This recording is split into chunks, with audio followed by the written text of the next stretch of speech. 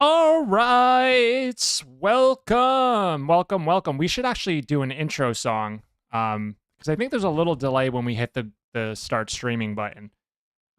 Maybe it's like Guns N' Roses. We were just listening to Guns N' Welcome Roses. to the jungle. Yeah, that could be it. So, well, welcome everybody. This is episode 6 of the You Heard Me podcast. We are live on YouTube.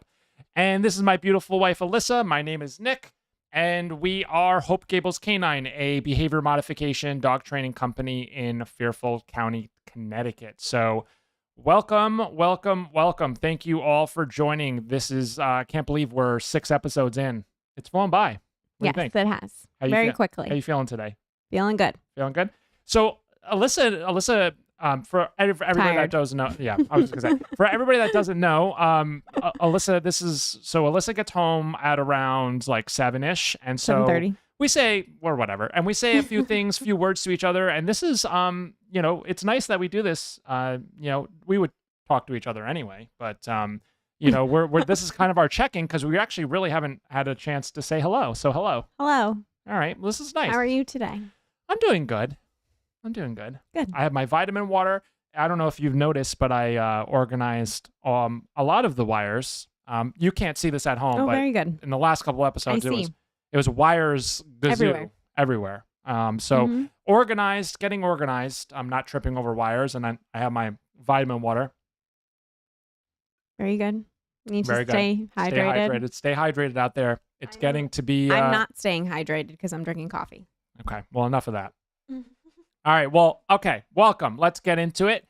All right. So, for those of you that are tuning in or tuning in for the first time, you can follow us on Instagram at Hope Gables Canine. We are going to answer questions that we received earlier in the week, and then we will answer questions live as well. Feel free to log into the chat. If you're on YouTube, you do have to log in with your Gmail account to ask questions live, but we will answer your questions live during the podcast, and we'll start with the questions that we received earlier in the week.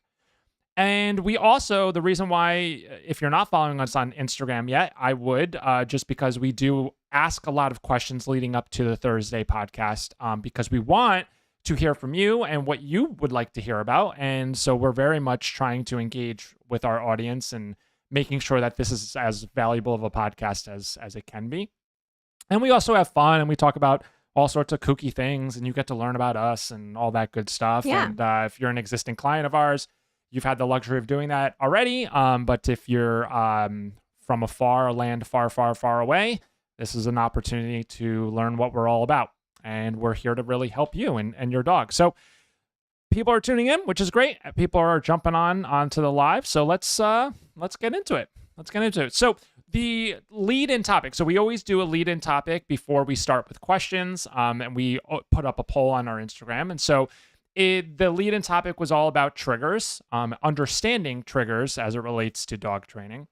And we're going to relate it back to our personal story. But before doing that, I want to just give a overview of triggers and why dogs get triggered and the God bless you Excuse me. and the emotions that go along with that. So a trigger really is anything that drives a reaction out of your dog. All right. So a triggering event will typically drive emotions such as fear, feeling overwhelmed, stress, anxiety, which increases cortisol levels in your dog, right? And cortisol is the primary stress hormone, similar to humans. And so what happens I is, didn't know that. yeah, see, there you go. Learn And- something new every day. Well, that's the goal for the podcast, right? And so a triggering event is, again, when it comes to your dog, typically owners focus on the outcome of the dog being triggered, right? So dog barking, dog lunging, a dog that's fear aggressive. Sometimes there's a bite case involved or what have you. So we focus on the outcome of the triggering event because typically we don't like the outcome. We don't like what our dog is doing. But I think it's really important to understand where that's coming from. Yes, we do need to stop the bad and the dangerous and the unwanted behaviors, but the whole goal is to help our dogs cope better, right? And so understanding what your dog's triggers are and what those root emotions end up being based on that triggering event will help you teach your dog better coping mechanisms. And that's really what we do as Hope Gables Canine, is to help dogs cope with those emotions, those big emotions they're feeling when their triggers are around. And that's why on Instagram you'll see us all over town. We deal a lot with reactivity, so I'm going to keep drawing parallels to reactivity, but a trigger could be a sound too. We're a couple months away from 4th of July, but fireworks is a big one. Dogs will develop that fight or flight response based on the trigger, and a lot of dogs that hear fireworks will just recede. They'll go into an entirely different room. They'll hide under the bed. They'll do what have you. And then a dog that's whatever, they're dog reactive, and let's say it's fear-based reactivity. Well, the dog is barking. They don't want that dog to come near them, and they want space. And so, dogs will act differently based on how they're feeling. And again, they'll either go into that fight or flight depending on what the trigger is. All right. So triggering events can be sounds. All right. So they can be people. They don't just have to be dogs as well. So strangers, some dogs just don't like men in weird hats or beards or whatever. Right. And so I think it's important to understand that every dog, what triggers them is going to be different. And again, the emotions that they're feeling based on that is going to be different as well. Also, too, dogs that, they see their favorite ball come out, or, that's actually a big one. Or, the leash comes out and they just get like their brain gets on, like it turns on fire. And what happens is that event is driving so much arousal, and your dog is like on that tipping point. And then you have to start asking yourself, like, we have people that we work with that, I would consider that a dog being that highly aroused when it comes to like playing with a certain toy or certain what have you, is not actually healthy. And so you have to sort of define, like, how is my dog behaving when this item is around? Does it look healthy to me? Is it driving emotions in my dog that I think are healthy for them in the long run? And so even just a certain ball or toy can be triggering, but not in the way that we typically think of it, just more of it's just driving so much arousal, and it's an unhealthy amount. So, it's a high level overview. I mean, triggers are a big topic. And I do want to bring it back to our personal experience, having a dog that had fear-based reactivity. So, I don't know if you remember this, Lissa, when we were living in whatever the building was called, the Maritime building.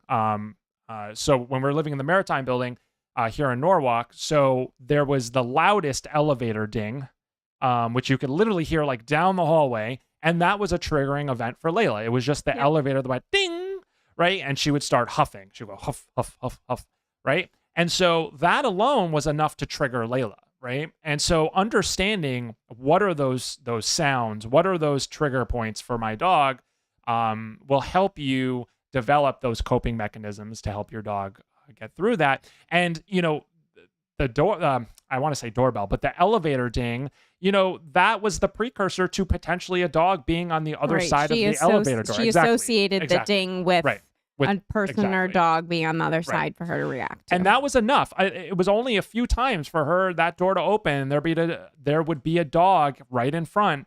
That was enough for her to associate those emotions with the door. I keep wanting to say door, with the elevator bell. And so now the elevator bell, she's like, there could be something on the other side of that door, and I don't like that. And then again, she's going to go into that fight or flight response. It was like everyone had a dog in that building. Yeah. And that was like, talk about the worst building to live with a reactive dog. I mean, it was an absolute nightmare. So hopefully that's helpful. I mean, again, this is a very big topic, but understanding that triggers drive emotions, emotions drive behavior. Okay. So when we deal and talk about reactivity, yes, a lot of owners will fixate on the outcome behavior, but very few owners understand the emotional drivers. Okay. So the fear that's driving the barking and the lunging, right? Or the high levels of arousal, if it's, dog's feeling very overwhelmed or frustrated. That's where the actions are coming from, right? But again, what we see as owners is typically what's in front of us, which is the action. The emotion isn't just like tapping us on the shoulder, be like, hey, I'm an emotion. No, that's not how that works. And so I understand why we're acting on what we're seeing. But it's our job as trainers to educate on what exactly is going on there. And so hopefully that was helpful. For those of you that are tuning in, you probably could have related or can relate now to your dog's actions, and maybe you're going to start thinking about how your dog lives their day and how you can help them cope better. And I think that was pretty good. Great. What do you think? Yeah. Yeah. All right. So triggers. Okay. All right. Well, I think that it's good to get into questions, So I'll take another sip of my vitamin water. Thankfully, I'm feeling lucky today because when I went to the gas station, they only had one left. And this is my favorite, zero sugar. I'm all about zero sugar. This is my favorite flavor. Is it the lemonade one? Yeah, lemonade is awesome. I love lemonade. All right, let's get into the questions. All right, what do we got? What's the first one? I can't stop my puppy from jumping. Would an e-collar help solve this? We're not sure if he's too young. He's only about 4 months old. Little young. Yeah, most trainers, including ourselves, are going to recommend 6 months or older. And even sometimes 6 months is a little too young. So no, I would not recommend an e-collar for a dog that's 4 months old. And the problem is jumping. So keep a leash on. This is one thing that most people don't do that is immensely helpful. Put a leash on. Your dog jumps. No, give no the meaning. Little leash pop. You can use a slip lead if you want. And just correct it. No correction, right? You could still correct a dog that's a little bit younger. The dog's brain is not developed enough to understand the meaning of e-collar stimulation and things like that. Too young. Keep a leash on. This way you can redirect if your dog jumps on the table, your dog jumps on a person. This way you can actually say no, redirect them. It's the one thing that literally attaches you to your dog. And a lot of owners think leashes as like walking tools.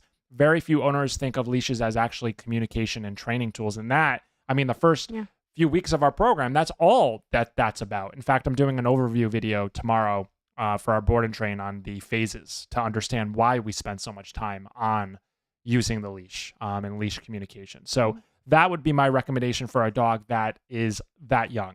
What about a prong collar? Still too young. Still too young. I usually say 6 months or older. But you can use a slip if you want to use a slip lead. Again, this is going to be predominantly for indoor stuff. Teach a sit, but the sit alone, especially if the puppy is very, very, very energetic and excited, do not repeat sit over and over again. Teach the sit, that's separate, but don't expect that the sit is going to teach your dog not to want to jump. But having a sit command can be helpful. It could be useful. It's not going to be a foolproof solve for your dog jumping. That needs to be a correction. But how you correct when a dog is young like that is you want to be careful about. Again, not that you're doing anything bad. It's just the dog is maturing and hasn't developed, and they're not going to understand the complex fundamentals of pressure work and things like that. And so we're not the only ones that would say that. A little too young, but keep a leash on. This way you can communicate with your dog, and you'll be fine. Because I do think that you do get a lot of calls for like puppies and puppy training, and I think a lot of people think that like they want to get right into it while the dog is young and taking everything in, but you would recommend even for those people to wait. Well, yeah, it's not about waiting. I get what you're saying though. It's more about doing what you can do with what you have in terms of the age of the dog, right? Doing what's appropriate and that's for what the I think, age. And I think that's what Alyssa is saying, which is, you cannot jump into like e-collar training when the dog is like 3-4 months of age. So don't think that that's going to happen. But there's other things you can do. Yeah, there's that other are things appropriate you do. for the age. Keep a leash on. Teach obedience. Your dog's mind is a sponge right now, so fulfill all the obedience side of things. Just on the side of corrections, you're gonna have to just the basics. You're just gonna have to do the basics, and when it comes to corrections, you're gonna have to suffer through some things. That's just the reality. Train as much and teach. Exactly. Teach as much as you can. Puppies are puppies, right? So, it's as much as frustrating as puppies are, patience is key. Yes. All right. And I think that's what I'm going to leave you with. For that. Patience.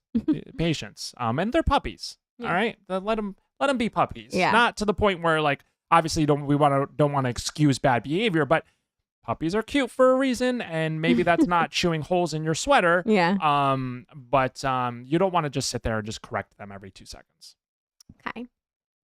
On to the next question. Our trainer told us that my dog may never get better and that we may just need to live with it or manage the situation. It was disheartening to say the least, but we're finding these podcasts helpful to wrap our head around the why, to better understand how this all began in the first place. It's not really a question. But well, first of all, thank you for your support. I appreciate that. That's why we do this. Well, did she say her trainer said that? Yeah. Okay. Mm-hmm. All right. Well, I don't. Yeah. Okay. I so wouldn't recommend that. Well, now trainer. I'm getting triggered. Okay. So and we say this on a lot of podcasts, a lot of our podcasts. There's been only 6, but we've said that on almost all of them. There's always hope. Look, I don't know your dog. I don't know the severity of it. Our trainers, God, no. There's always something. But there's I feel always like you something. can do. There's always something to help mitigate. Yeah, and I don't know what has been done. Yeah. I don't know what has not been done. But I can say this, that we have phone calls every day, and I can always pinpoint things that can be done that were not done. So if a trainer is being dismissive, it's usually because they're limiting themselves on the techniques that they're willing to employ. Mm-hmm. And so I don't want to make assumptions because I don't know. But if we talk about like trainers that don't believe in corrections, I find, and I look, I'm not bashing anybody. I'm not saying that, but typically, what will happen is they'll get somebody to a certain point, and because they don't believe in whatever, correcting bad behavior, and some trainers don't even believe in saying no, or some trainers don't even believe in collars. So you want to. There's a big world out there of training, and honestly, most people come to us when they've exhausted that side of things, and that's why we get the results that we do, because we remain open-minded to what is best for the dog. And that's why a lot of our phone calls, I can pinpoint things that weren't done that make a huge difference. And it's not just about corrections. It's more about what has the communication been with the dog up until this point? Is it clear? Is the communication clear? Is leash pressure? You can't get clearer than leash pressure. And by the way, you can turn leash pressure into a positive. In fact, that's what you should do. Is when you teach leash pressure, that's positive. All right. You can teach it by rewarding leash pressure, and so you can actually get your dog excited about it. There is negative reinforcement. I'm not going to get into behavioral science right now, but what I'm saying is, leash pressure doesn't have to be this like mopey dopey thing. We reward when we release leash pressure, and we're rewarding dogs through that. So dogs actually end up enjoying it. And so it's not like this, like, overwhelming thing where we're teaching the dog to leash and the dog's like being, I keep using the word mopey dopey. That's not how it goes, but that's what the other side will make it seem like that's the way, because they want to like sway people to, one way or the other. And usually there's a lack of clarity in the dog's mind of what's going on, because just using treats is not going to solve behavior issues in of itself. So I think that that's important to understand, and that's why I say have an open mind, because I cannot tell you how many, oh my God, so many of our clients, like, they're like, e-collar, and then I explain it to them, and I show it to them, and then they're like, oh, why did we even have this notion in the first place? Well, I know why, because there's tons of myths out there, and there's people just, and it's like, oh, don't do that. Just telling them what they want to hear. Yeah, exactly. Right. And I can go on about this for forever and ever, and I'm not. But for this individual, there is hope. Have an open mind.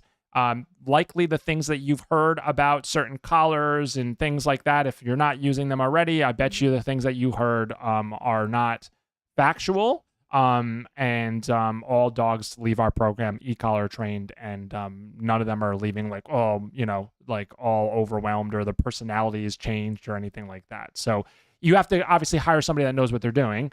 Very important. But anyway, that's what I would say to that. Okay. This isn't a question, just a comment. Funny. Went to Costco and found the beef liver treats you were talking about in your previous episode. Thank you. You are welcome. And I was actually able to find them. So, I mean, there's so many Costco's in the country, I'm assuming. So my little joke on my last podcast, because I wanted to hold that information back, was just a joke. Obviously, I'm more than happy to. When I find deals like that, I will continue to bring them up on the podcast, just to provide as much value to all of you out there. So awesome. I'm glad that helped. Great. Okay. Why is there so much conflicting information online about dog training? As an owner, it's very confusing to say the least. Well, we just talked about a little bit of it. Yeah. Right. And honestly, once I get going on this could be a 2-hour podcast. There's always also going to be opinions of people out. Yeah.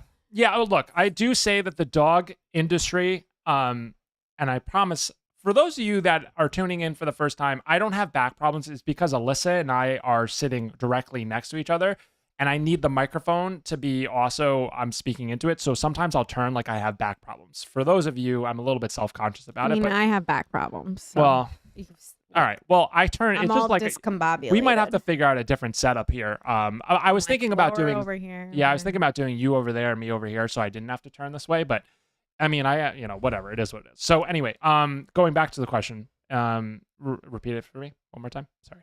Why is there so much conflicting information online about dog training? So, okay, I say that the dog world, I left the corporate world because I hated the politics of it. And here I am in an industry that has more politics, Even more. that has way more politics than I ever had to deal with in the corporate world. And I couldn't stand politics in the corporate world. I could not play that game.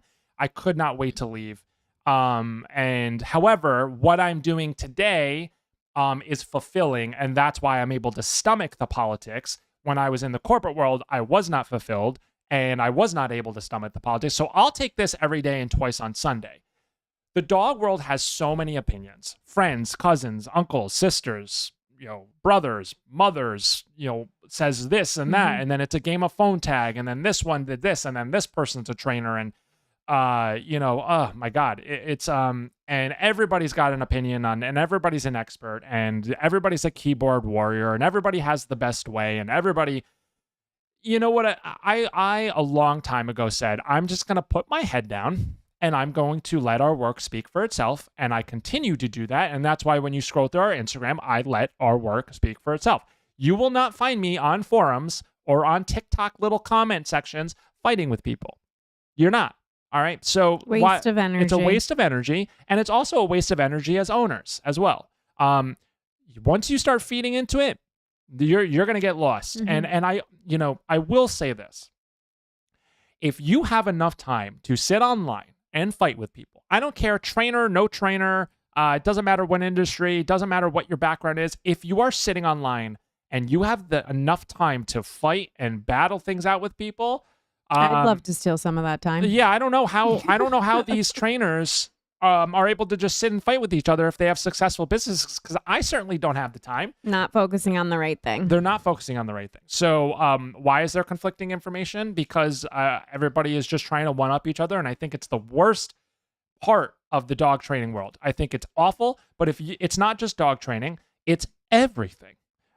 It's dog breeds, it's dog food, that's just unfortunately the nature of the world now, where it's like, I don't agree with you, so you're my enemy, and I just don't agree with that.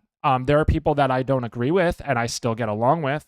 I don't understand why we have to be at each other's throats, and I think it's just a terrible way to live your life. And so I'm sure Alyssa would agree with that, but wouldn't you agree, right? Like, it's just not a good way to live. No. And then, like I said, I just don't understand. Negative. It's negative, and I don't understand why. I don't understand how somebody finds that fulfilling. I certainly don't. So anyway, yep. Okay. Any good resources out there when it comes to the e-collar or prong collar, specific to how or where to start? Looking for some step-by-step breakdowns. We're afraid of making a mistake.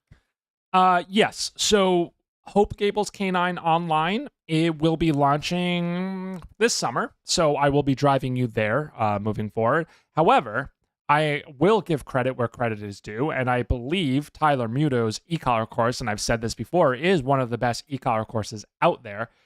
So search Tyler Muto, M-U-T-O. He has one of the best e-collar conditioning courses, period. And then Larry Crone has an e-collar book. You can get it off Amazon. So these are two highly, highly, highly respected trainers in the industry. And so I am more than happy to give credit to other people. And we will have Hope Gables Canine Online will have resources for you, and I will announce when that is live. We are working very hard on it.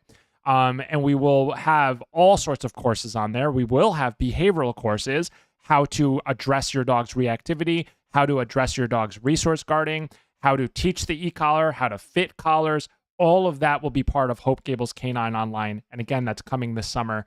So stay tuned, and we will announce when that's live. Courses online, because you have an online website. Yeah, courses online. Of courses. Yeah. Of courses. Yeah. A course of courses, right? Yeah. My dog is guarding me and won't let anyone near me. I just resort to putting her in the crate when we have people over, but it's stressful because she does this with members of our family as well. What would you suggest? Boundaries. Your dog should not be guarding you. Your dog should not be guarding anything in the house. Your dog should understand that first and foremost, when they are asked to do something, they need to do it. And usually guarding cases, there's none of what I just described. So there's almost no boundaries in the home. There's, the dog, usually there's some level of, I can get away with this behavior. There has to be an entire routine change. I would have to come over. Anytime I get a call like this, I like to go out to the house and evaluate the routine, evaluate where the dog is sleeping, where the dog is guarding, and I would just, again, I would reset the entire routine for the dog. Every day would be regimented until I could trust the dog more. And if you can't trust your dog, you should not be giving them a lot of freedom and leeway. I'm sorry. I know that sounds harsh, but to me, if your dog is guarding people in the home, your dog is guarding items in the home, that's over. I mean, especially if they're a bite risk. And people need to start taking this more seriously. And they are. And the clients that work with us do take it seriously. And I actually give them a lot of credit for continuing. But I would have to go out to the house. I would have to see the behavior. I would evaluate the severity of it. I would evaluate if it's severe. We have to talk about all sorts of training. Some of the severe resource guarding cases that we take on are like 5-6 week programs. It's resetting the dog's entire mindset. Would I take a behavioral case like this in lessons? Probably not. I would need to sit with the dog every day and just build a routine right from scratch.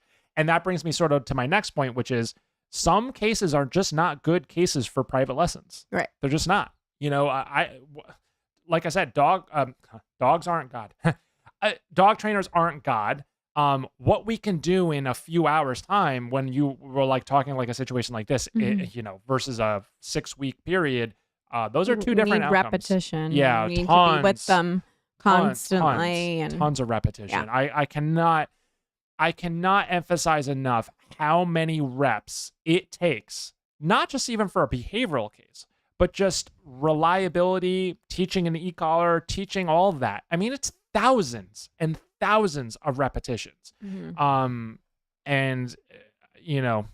We do the best that we can to showcase that so that it's very clear. Like, this is not a just walk in the park, nilly-willy. I mean, I know that we make it look easy.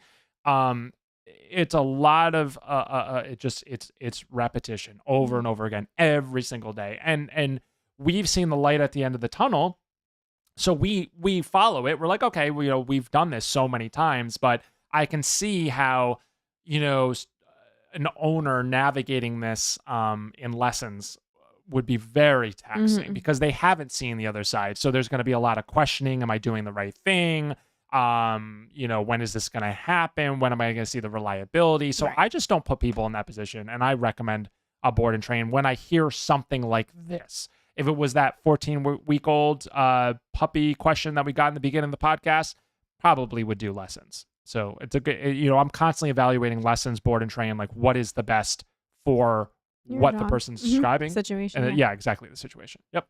So in terms of going back to the dog guarding a person specifically, Mhm. would you say also not only you need to reevaluate the day-to-day home, but like try and understand what the relationship is with that Mhm. person? Yeah. Like maybe the person is showing too much Yes. affection Yes. Yep. and Yeah, unfortunately that relationship with the dog would need Mhm. to change to be a little Yep. bit more boundary, Yes. right? Yeah, exactly. Alyssa brings up a very good point. Yeah, relationship is a huge part of it. And you cannot overlook that.